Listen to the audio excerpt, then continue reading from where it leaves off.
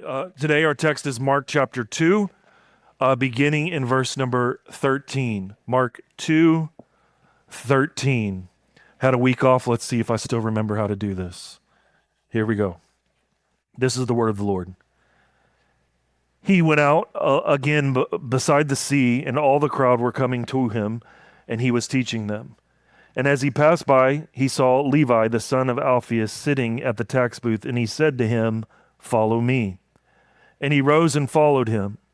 And as he reclined at the table in his house, many tax collectors and sinners were reclining with Jesus and his disciples, for there were many who followed him. And the scribes of the Pharisees, when they saw that he was eating with sinners and tax collectors, said to his disciples, "Why does he eat with tax collectors and sinners?" And when Jesus heard it, he said to them, "Those who are well have no need of a physician, but those who are sick. I came not to call the righteous, but sinners." This is the word of the Lord. Let me hear you. Thanks be to God. You may be seated. Well, as we jump into this, let me just recap real quickly where we've been the last couple of weeks in case you've been out. You may recall 2 weeks ago that I talked about when Jesus healed a man full of leprosy. And the big idea 2 weeks ago was this: Jesus came to the leper colony called Earth. And the idea is this guy didn't have just a disease that made him sick. He comes to Jesus asking to be cleansed. And we showed how the whole Bible uses leprosy as an illustration of what sin is and what sin does. So the man comes to Jesus and says, "Will you make me clean?" Which is essentially a perfect example of what the gospel actually is. So Jesus comes to the colony Earth that is filled with all humanity. We are all lepers who need to be cleansed. Well, then last week while I was out, Dan taught, and he told the story of the guys who committed an act of vandalism and cut a hole in a roof. Look, you come do that to my roof? Like, we're going to have issues. I hate that I didn't get to preach that one because that's one of my favorite ones. Like Jesus in no way cares about roofs, but he cares about people, and I guess there's a good message in that. But they cut a hole in the roof, they lower the guy, and what's interesting is Jesus first says, "Your sins are forgiven," which is like, hey, that's not why we brought him, but okay, cool, thank you. But the religious people get triggered by that, and they're like, well, if you think that's easy to say, well, let me say this: get up from your mat and walk. And so Jesus uses the healing of the paralyzed man to validate the reality that he is God and he has the ability to forgive sins. So let me recap those 2 weeks so you can see this. Jesus comes to the leper colony called Earth. We are all lepers needing to be cleansed. That's the reality. Then Jesus shows that he's the only one that can cleanse. He's the only one that can forgive sins. And he validates that by the miracle. And then this week, what we're going to see, as we just read this story about Jesus and the tax collector, is how a person is saved. And that's an important detail that we'll get to in just a moment. While I was out on vacation, I made the mistake of turning on the news. And I normally avoid conversations about politics, not because I'm scared or I feel the need to tiptoe, but this last week, a Democratic leader who is running for U.S. Senate in Texas stepped into my world. This leader is a former pastor and feels the need to oftentimes use the Bible to convey his agenda. And it became a reality to me as I was digging into this text that something needed to be said only from this standpoint. When we read this text, what we realize is that the religious people get upset a lot about Jesus. So let me summarize it. They think Jesus is not holy enough. He's hanging out with tax collectors and sinners. That's not the prevailing idea of Jesus in 2026. Here's what I believe with all of my heart. If Jesus showed up today and he came to die for our sins, we would kill him again. We wouldn't kill him for being not holy enough. We would kill him for being too holy. Jesus' stance on what he actually calls people to be and do, we would look at it as narrow and judgmental. But in the first century, what Mark is addressing, they think that Jesus is not holy enough. And this tension today is helpful because what we have in Central Texas is we have this notion that everyone's a Christian. I went to VBS in 1984, bro. Okay? Like I was in church like my mom had me in her womb. We were in church 2 times on Sunday and on Wednesday, bro. I've been spiritual since then. Like so there's on one hand there's that. Then on the other hand, just as culture has drifted and moved, and I think we feel that, there's often times when you express that you're a Christian, what is the knee-jerk reaction of your friends or coworkers or people online? Oh, well, you're narrow-minded and rigid. And I believe if Jesus came today, that's why he would be killed. And so that context helps us understand, because we're going to hear this and we're going to see they're getting mad about a tax collector. That seems kind of bent out of shape. Don't worry, Jesus has something to say. Mark has something to say for us today. 3 points if you'd like to take notes. Point number 1, the call of grace. The call of grace. So let's jump into this. Beginning in verse 13, he went out beside the sea. He was in the house. He had been teaching and preaching. Now he's moving out. Everybody was following them. He was continuing to teach. Verse 14, and he passed by and saw Levi. Just write down in your notes, this is Matthew. I know this is confusing. History does not tell us why Levi changed his name to Matthew. I'll speculate here in a little bit, but this is important. This is Matthew, the writer of the Gospel of Matthew. His name is Levi, and later on he changes his name. And he saw Matthew, the son of Alphaeus, sitting at the tax booth. And he said to him, "Follow me." And he rose and followed him. Now, the interesting thing about Levi or Matthew here is, where is he? The boy's at work. Yep, he's at work. Like, pay attention to that. That's an important thing to notice. You played that well, coach, perfectly. He's at work. Is he at the synagogue? No. Is he at the home where Jesus has been teaching? I think it's safe to assume that Levi or Matthew was not looking for Jesus, but Jesus was looking for him. And it says that he's in a tax booth, which I know to you means next to nothing, but this is a huge, scandalous thing. I need you to see the call of grace comes because Jesus sees him exactly where he's at. Levi is not in the synagogue.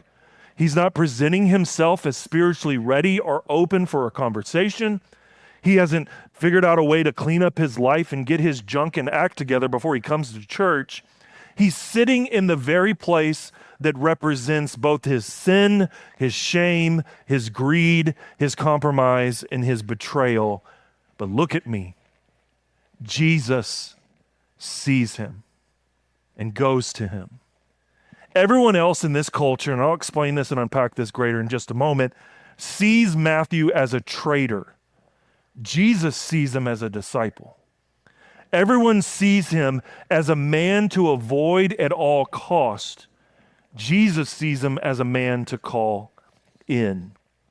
So why are tax collectors hated?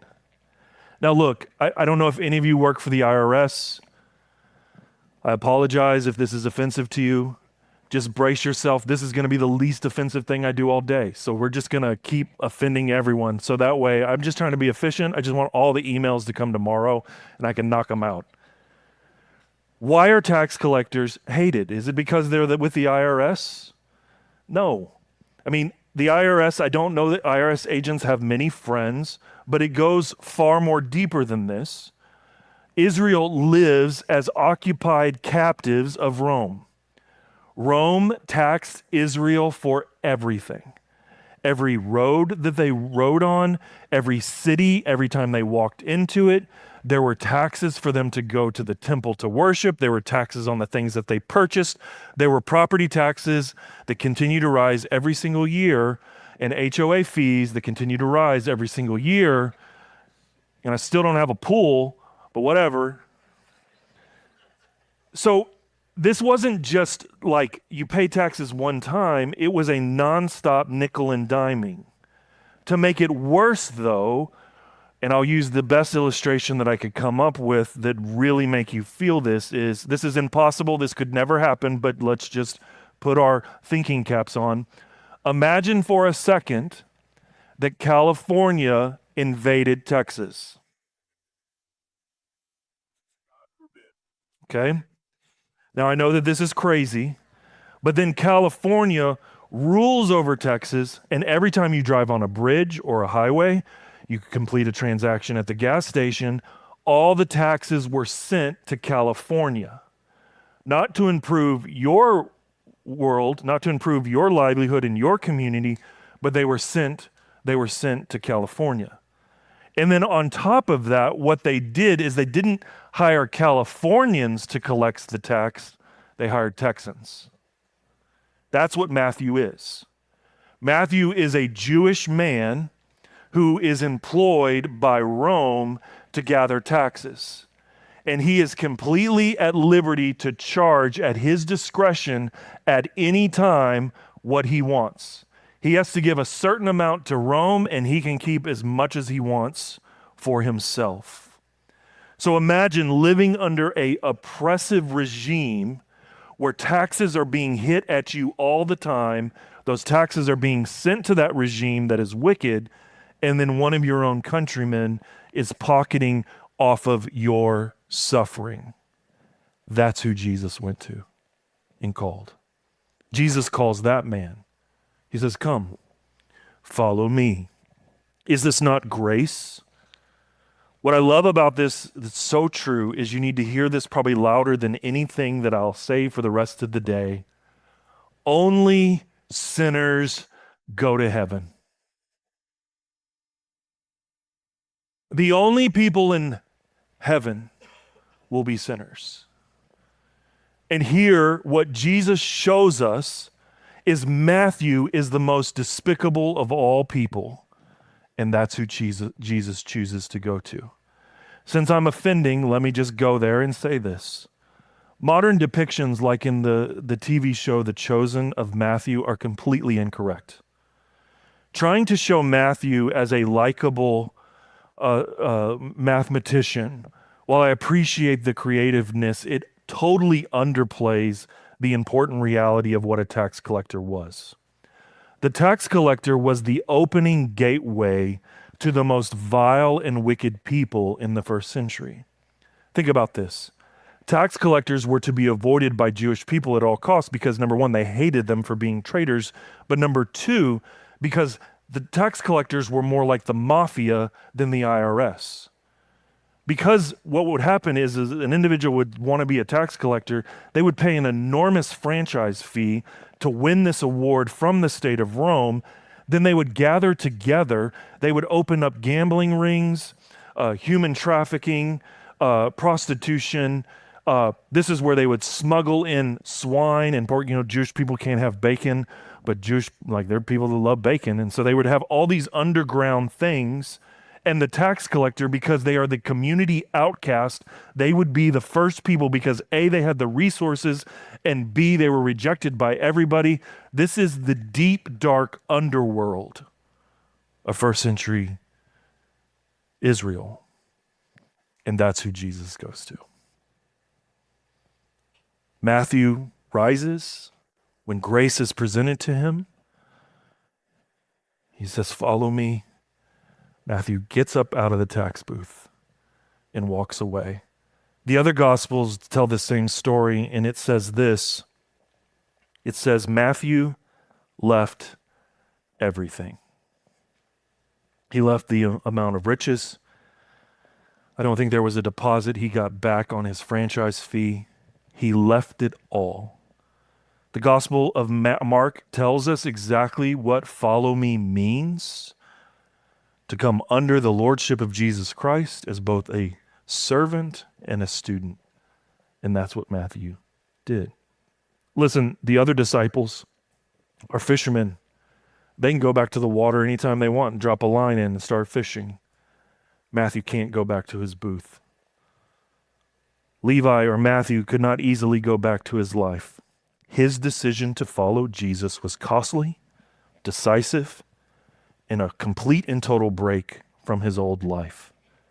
Perhaps the reason he changed his name from Levi to Matthew was to show the complete and utter change of who he used to be and who he is now in Christ Jesus. Matthew is the best example of the far extreme nastiness of this world and how grace is powerful enough to reach those people too. Point number 2, it moves from the tax booth to point number 2, the table of grace. Point number 2, the table of grace. Picking it up in verse 15. And he was reclined at the table in his house. Underline, highlight this phrase, many tax collectors and sinners, many, were reclining with Jesus and his disciples, for there were many who followed him. Verse 16. And the scribes of the Pharisees, when they saw that he was eating with sinners and tax collectors, said to his disciples, why does he eat with tax collectors and sinners? So Mark's gospel moves extremely fast. So we have Matthew being called from the tax booth. He comes and follows him. And apparently there's some amount of time that passes. Matthew gets all the guys in his underworld network together to come over for a party at his house. And it says, it emphasizes many tax collectors and sinners. If you are a recovering Baptist right now, you are like struggling. They're all at his house having a party. Like that's the angst that Mark wants you, the reader, to feel. Like the underworld, and this is why I chose to pick at The Chosen, the underworld is in this house. The most vile and nasty and wicked sinners, and Jesus is next to them, eating. This is what sets the Pharisees off. They leave the tax booth and they go to the table. Matthew follows Jesus, and his house immediately becomes a gathering place for the other people in Matthew's life. He doesn't have good Jewish friends. He has only got bad Jewish friends. Who's at the table? Many tax collectors and sinners. These are not merely misunderstood people with bad reputations. These are people connected to corruption, extortion, intimidation, human trafficking, greed, and social disgrace. Some of the people at this table have taken advantage of their neighbors. Some of them have profited from oppression. Some of them have built their lives on greed. Some of them are known for extreme levels of sexual immorality. All of them have been written off by the religious. And Jesus reclines with them. Remember when I talked about the guy with leprosy? I said Jesus could have healed him from a distance. Bzz. I see you, bro. You're healed, right? But what does Jesus choose to do? The man is full of leprosy. Jesus comes close and puts his hands on the man. He associates with the man. He comes close to be with him. He's doing the exact same thing with those who are far from God. And the Pharisees do the only thing they know how to do. They're offended. They're offended. Why is he eating with tax collectors and sinners? In their mind, holiness always means distance. Them over there, and we don't get close. But that's not what the gospel does. The gospel always comes close. It meets them. The Pharisees won't touch them, won't eat with them. They don't even want to be seen with them. But Jesus is showing us that his holiness and his power are not fragile. Jesus is not contaminated by sinners. Just like Jesus touches the man full of leprosy, he doesn't become unclean. Jesus makes the unclean clean. Now, I know some of you, like me, you grew up in church youth group. We only listen to DC Talk and Carmen. Safe and fun for the whole family, right? And they get you in youth group, and they're like, they get someone and they stand them up on a chair. You guys shake your head if you remember this illustration. They stand you up on a chair and they're like, this is who you are in Jesus. You're standing taller than everybody else. It's kind of narcissistic, don't you think? And then they have your friends, your worldly friends, down on the ground. And they're like, can you pull your friends up, who your ungodly pagan friends, can you pull them up? You guys have seen this illustration, right? Or can your ungodly friends pull you down? Well, sure enough, like that's just math. That's the only reason that works. That's not the gospel. So they pull them down. Oh, well, we can't. Listen, we can only go to the roller rink if they're playing Christian music, bro. But the second they switch that CD to Boys to Men, you better hope Jesus doesn't come back. Right? I know I'm working out some of my trauma with y'all, but this is that religious attitude. Let me be crystal clear. Jesus has no problem pulling people up from the muck and nastiness that they're in. I don't save anybody. My job is to follow the one who called me. I have no power to take a dead soul and lift it up into life. That's Jesus's work. And what Jesus models for us is that there is a clear command for us to be around lost people, not to be influenced or shaped by them, but to take the power and the light of the gospel into dark places. That's what Jesus models. The table of Jesus is the table of grace, as I said, but it's also the table of mercy. And this is what look, every person in this room, they're going to lean one or two ways. They're either a little more religious, that's me, I'm a little more religious, and some of you are a little more rebellious, okay? So right now I'm going to talk to the religious people.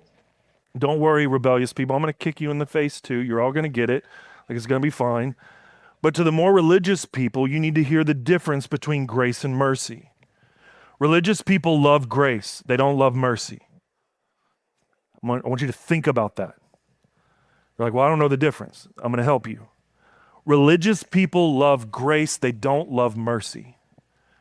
Grace is God giving us what we do not deserve. I told you earlier, only sinners will go to heaven. That's grace. Thank you, Lord. I'm going. I'm going to be there. Mercy is God not giving us what we do deserve. So let me say it this way. Grace gives favor to the undeserving. It's me. Mercy withholds judgment from the guilty. So like the most religious people you can think of, they'll on one hand sing Amazing Grace, but then they'll wonder why God hasn't brought fire down from heaven on other people, right? So you see that? They love grace, but mercy is hard. Let me say it another way. Grace says, come near. So that's Christ's call, come near. Mercy is this. It's saying, come near because you're not going to be crushed. I'm not going to crush you. Grace opens the door, and this is what I need you to see from this story as Jesus is sitting at the table with people.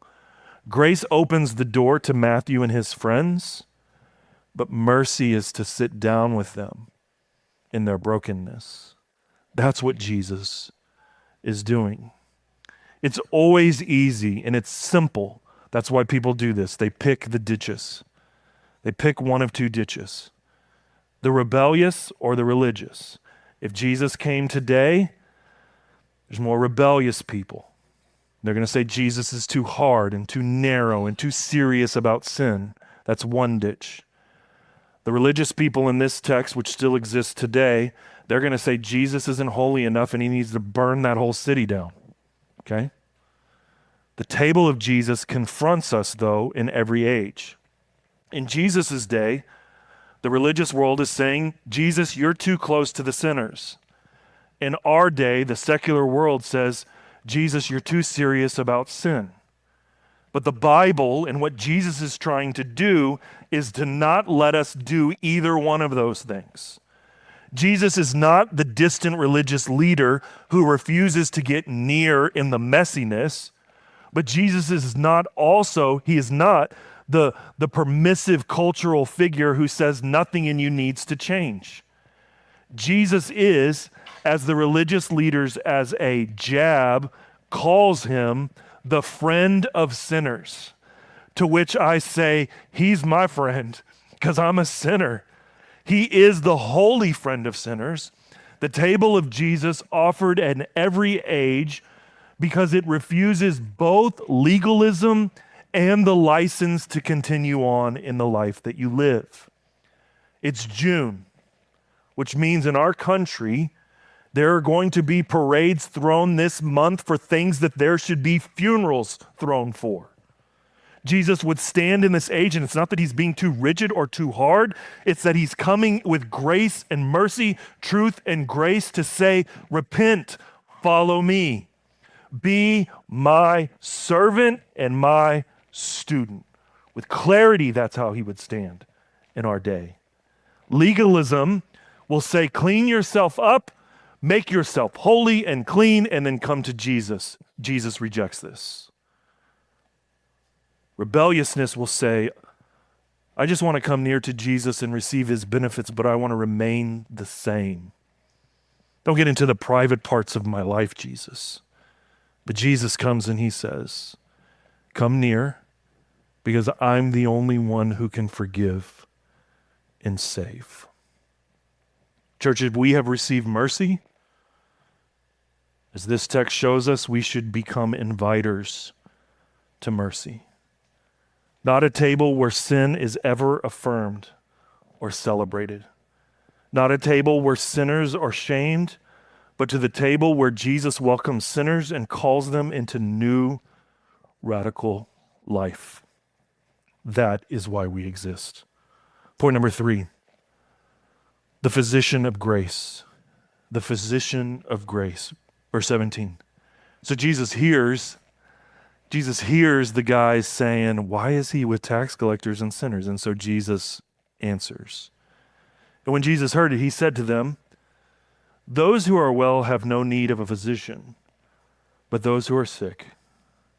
I came not to call the righteous, but sinners. Jesus gives us a painfully practical illustration. What do you do when you're sick? You go to Google, right? You Google what's going on. That is an act of self-righteousness. I got this. Jesus gives us this practical illustration of a doctor. Why? Because no one thinks it's weird for a doctor to be with sick people. If you're a doctor and you're not with sick people, you're a lousy doctor, right? So Jesus is simultaneously illustrating this point in a way that's like, oh, common sense. This makes so much sense. But he's also revealing his mission and why he's here. Sick people need a doctor. So when Jesus says, those who are well have no need of a physician, this is easy for us to get tripped up. Jesus is being sarcastic, which is awesome because that's my love language. Jesus here is not in any way affirming the religious people. I told you with clarity, remember, let's go through the 3 weeks again. Jesus comes to the leper colony called Earth. Is only some of the people sick or all of the people sick? The answer is all. It's a leper colony. We're all sick with the disease. Last week, the man is lowered down. Jesus forgives him of his sins. And then he proves that he can forgive sins by healing the paralyzed man. So everyone is sick. Jesus has the ability to forgive sins. Now what Jesus is going to show us is the only way for sick people to get healed. Or conversely, Jesus is going to show us how not to be healed, which is the more scary side. Sin is the sickness of the world. It's not merely bad behavior. It's not merely a mistake, a habit, or a poor decision. It is the rotten condition of your soul. Sin corrupts your desires. It causes you not to worship. Sin twists your loves and affections. Sin binds up your mind. It enslaves your will, and it separates you from God. Every single person in this passage, except for Jesus, is sick. The tax collectors and sinners, they're obviously sick. They're the worst kind of people. But the scribes are sick too. Their sickness is harder to see because it's covered with religious confidence. The tax collector's sickness is obvious. It's sin. The scribes are sick with hidden self-righteousness. The tax collector knows that they're sick, but the scribe thinks that they're well. C.S. Lewis, the great philosopher, wrote this, and this is a vulgar, offensive quote that sums up perfectly to understand how we can be cleansed. C.S. Lewis said, prostitutes are in no danger of finding their present life so satisfactory that they cannot turn to God. Only the proud and the self-righteous live in that danger. I've lived in the South my entire life. The Bible Belt. We are a religious people. Prostitutes are in no danger of finding a life so satisfying that they don't run to Jesus.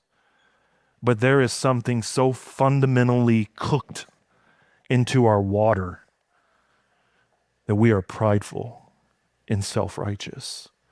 And what Jesus said is, if you're going to stay self-righteous, I didn't come for you.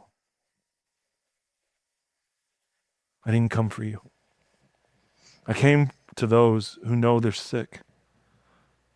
I came to those whose hearts say, I need you.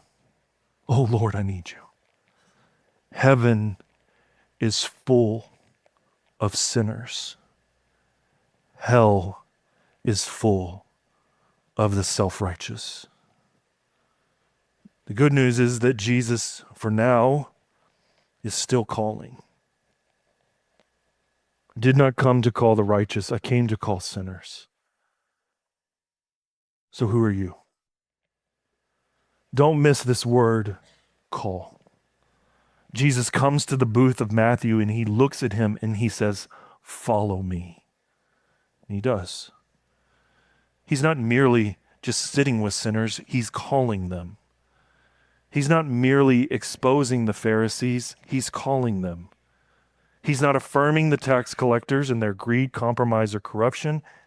He's not affirming the scribes and their pride, their contempt, or their self-righteousness, or their cold worship.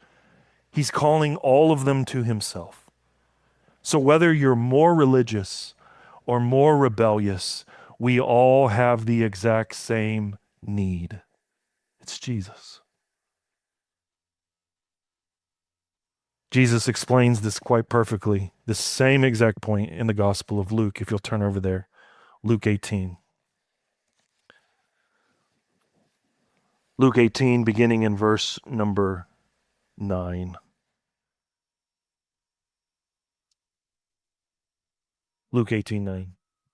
He also told this parable to some who trusted in themselves that they were righteous and treated others with contempt. He tells this story. 2 men went up to the temple to pray, one a Pharisee and the other a tax collector.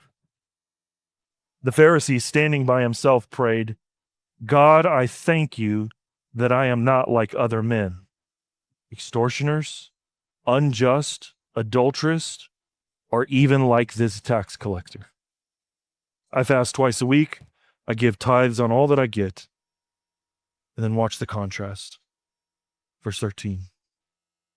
But the tax collector, standing off on the back of the room, he wouldn't even lift his head up to heaven, but he beat his chest, saying, God be merciful to me, a sinner. Jesus crystallizes this reality in this verse. I tell you, this man went down to his home justified rather than the other. For everyone who exalts himself will be humbled, but the one who humbles himself will be exalted. The Pharisee thought that he was well.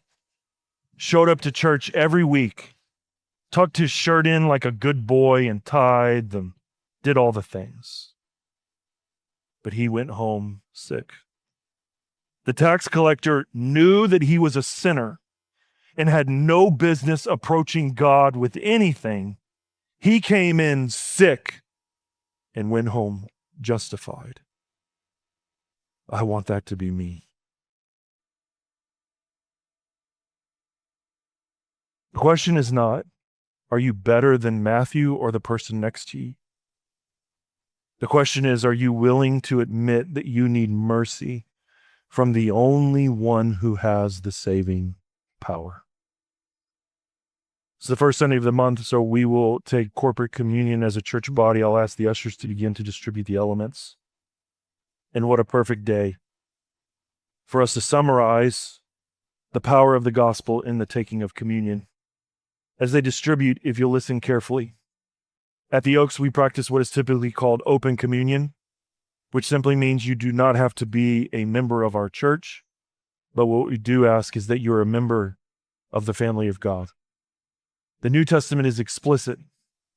Anyone who eats or drinks communion in an unholy manner, meaning they are not a part of the family of God, the New Testament explicitly says you drink and eat condemnation on yourself. So politely, we ask that if you're not a part of the family of God, that you just simply pass the elements. It's not to bring shame or dishonor on you. The good news is that the call of Jesus is clear. You're welcome in God's family, and today you'll be given that opportunity. As we prepare to take communion, I've written something special. And as the guys continue to hand this out, in a moment, I'm going to ask you to hold the elements, and then I'm going to read this call to you. And I ask that you listen deeply. I'm going to ask you to close your eyes. It's not that there's anything spiritual. It's simply, I want you to focus. I want the words to come into your mind and then into your heart, so that what you're holding in your hand has the meaning it's intended, which is this. In my battery done. Yes, Paul. Which is this. Those elements represent those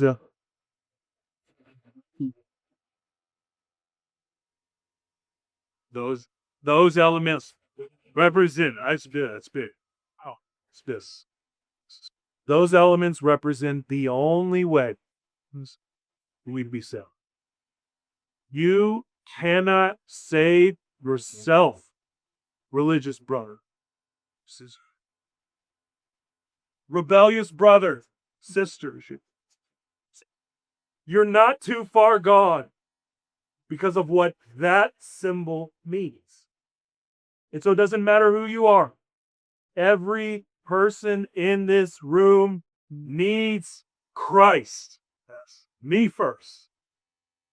And so this will be the hardest thing I've done. But I'm going to read this to you as loud as I can. And I want you to close your eyes and hear the call of Jesus just like Matthew did. Jesus is still calling. The same voice that commands demons, cleanses lepers, forgives sinners, and raised the dead is speaking to you now. Follow me. And that same Jesus is calling sinners today, which is you. He's calling the obvious sinner, but he's also calling the hiding sinner, the rebel and the religious, the ashamed and the proud, the person whose light is visibly broken, and the person whose light looks so well put together on the outside. Jesus is not affirming either of you. He's calling you sick and in need of a doctor. He didn't affirm Levi or Matthew in his greed, and he did not affirm the Pharisee in his pride. He called them both to follow him. Grace will never say, stay where you are. Grace will always say, Come and follow me now. The world is sick, sick in sin that has diseased the human heart. It has bent your desires, twisted your love, binded your mind, and hardened your heart. But worst of all, it has separated you from the living God. And that sickness shows up in trillions of forms. It shows up in rebellion, in lust, in greed, in bitterness, addiction, anger, deceit, and shame. But it also shows up in religion. It shows up in pride, contempt, comparison, cold worship, moral superiority, and prayerlessness. Obvious sin is going to destroy you, but hidden self-righteousness will damn you. So do not hide behind your sin, and do not hide behind your religion. Struggler, your sin is not too great because Jesus is merciful. Struggler, your shame is not too deep that Jesus can't cleanse it. Never say that your goodness is enough, religious brother, because you need Jesus more. Never say, at least I'm not like them, religious sister. Jesus is the standard. Come like the leper and say, Lord, if you will, cleanse me. Come like the tax collector. God, be merciful on me, a sinner. Come like Matthew. Rise from your tax booth and leave everything to follow you. At the cross, Jesus bore our guilt, carried our shame, and endured the judgment we deserved. He was wounded so you could be healed. He was condemned so you could be forgiven. He was cast out so you could be brought in. And now, the risen Christ stands before both sinner and religious person with the same powerful calling. Follow me. Follow me. Now will you take the bread? This represents the broken body of Jesus for you.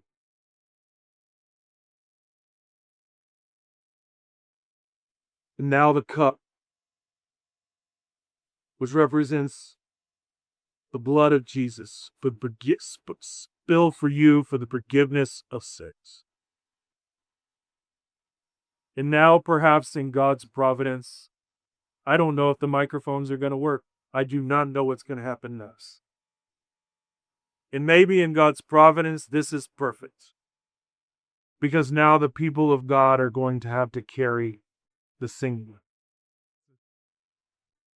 And now the people of God are going to have to cry out and respond in the only way that leads to salvation. I need you, Lord. I need you. So if you would you join me in standing? And let's sing together.